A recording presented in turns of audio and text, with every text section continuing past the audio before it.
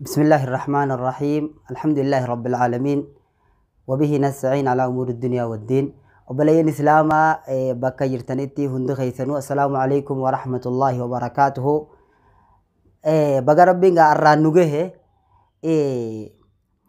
قرآن ربي يكون جوجو يام فسر مادم قرآن ربي غنا جيتشا غفقودا جيتشا هدو إليدا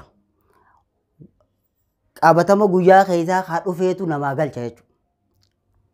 وصدق الله تعالى يوم قال فلا تحسبن الله غافلا عما يعمل الظالمون إنما يؤخرهم ليوم تشخص فيه الأبصار. ربي خدقة سيهني ورا دوبا بديد لغوخنا ورا نما ظلم ظالم ربي خدقة سيهني جا رب سبحانه وتعالى. وصو guyyaa akhiraati ningayin asitti rabbi nama meeqa raanu qafale jechuudha. Nama tokko hawaan kanaaf rifatu jira. Akkamitti du'aa'umati kadhaati rabbii kee kadhattee rabbiin sii qabeeleef akkamitti rifatta?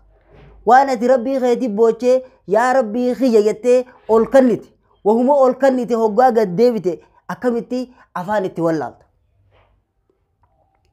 Kanaafuu obboleeyyan kana itti wallaaluun qabu.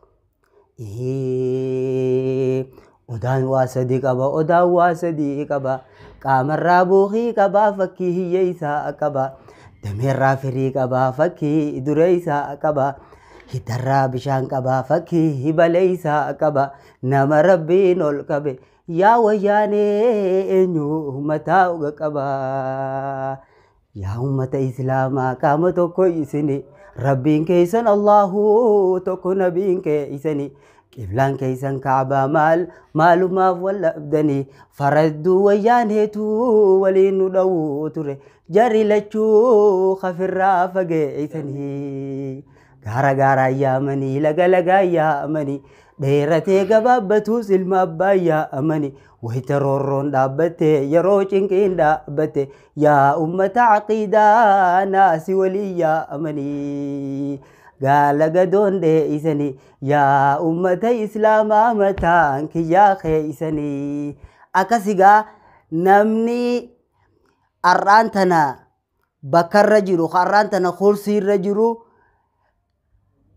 ورق عليه نمميد ورق عليه نمميد أثرت لكين الراغات لالي إف غرفمك أبا وانتو قوار ربي سيكني yoo atiis akka kalee san dalee rabbiin boru akkan godhee si garsiisa jechuudha. Kanaaf obboleeyyaa islaamaa rabbiin nagaa nu haa godhu, ummata keenya nagaa rabbiin nu haa godhu, rabbiin ol nu haa fuudhu. Galatoomaa bakka jirtanii du'aa'ii godhaa. Hedduu na galatoomaa. Wassalaamu alaikum wa rahmatullahi wa barakaatuh.